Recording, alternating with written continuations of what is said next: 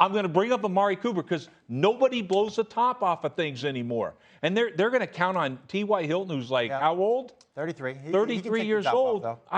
I can explain it. I can explain it. First of all, the Dallas Cowboys play good football against good football teams, okay? They play to the level of their competition. That's a knock on them, okay? Dak Prescott, everyone's going to step up on TV and be like, oh, he's got 15 interceptions, he's got more interceptions than he's ever had, more interceptions than anybody else. How many of you have had surgery on your thumb during an NFL season? Like, it's a real thing.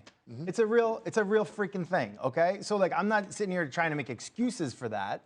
But, like, that's a thing, okay? Like, let's not act like it's not a thing. Last week against Washington, what I saw, okay, and I have lived this, when you're in this gray area as a player, how much am I playing today? We just talked about the Chargers. Are you playing the whole first half? Are you in the second half? You can't be 1 foot in and 1 foot out as an NFL football player, especially as a quarterback. He, to me, looked like a guy that lacked focus last week. Is he a good player? Yeah, he's a good player. Did he look like a good player against Washington? No, he looked terrible. Is he terrible? No. He looked like a dude that was like half into it. Like he's already thinking about next week. We already know that the Dallas Cowboys love to talk about teams they're playing 2 weeks from now. Yes, they are. We already know that. Yeah. That's a problem. You don't see that out of the really strong, mentally tough teams. You're going to hate this, but this is a fixable thing. Oh, gosh. Okay? There we go. Dak Prescott's a little late. Dak Prescott's a good quarterback, and I believe he'll have a good game Monday night against the Tampa Bay Buccaneers. That is a lesson that he had to learn the hard way, that I hope the Dallas Cowboys learn the hard way.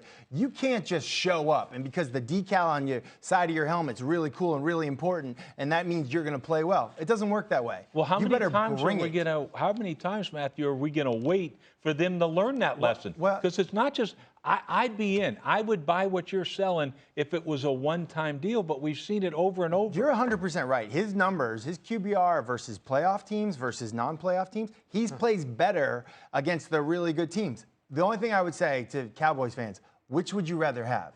Would you rather have a quarterback that goes and plays really well against good teams?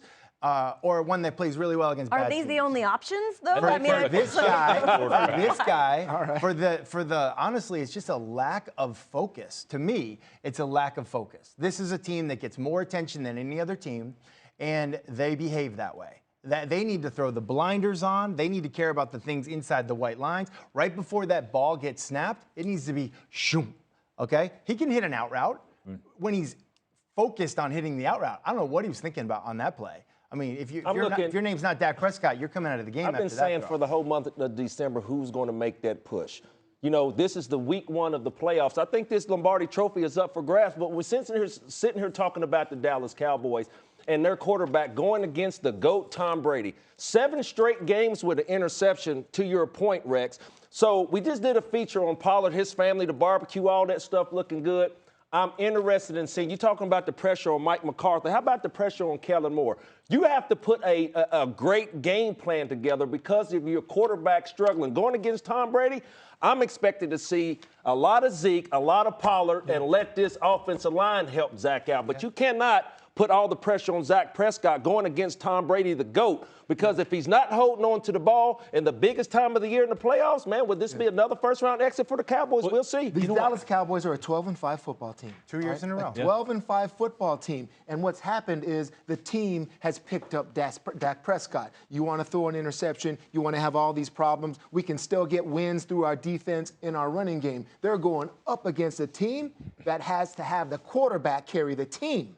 That's the difference right here. And it's almost like I'd have it the other way around because if I'm Mike McCarthy, 35 playoff wins for Tom Brady, yeah, he was on some pretty good teams, okay? Those aren't his wins. I'd show him dirt and balls like he's done in the past. I'd show him making bad decisions. I'd show him off schedule with Mike Evans because he's got his own problems too. The Dallas Cowboys are the better team in this game, and they just have to show up and do that. Dak Prescott is a big issue. Yes, How are they going to control that? How can Dak control it? Because he's got this thing about risk reward that he constantly talks about. I'm trying to make plays. Stop trying to make plays, okay? Let Zeke and Pollard make those plays, and the Cowboys should be able to handle the Buccaneers. Brew, you talk about, hey, you know, Dallas is clearly the better team.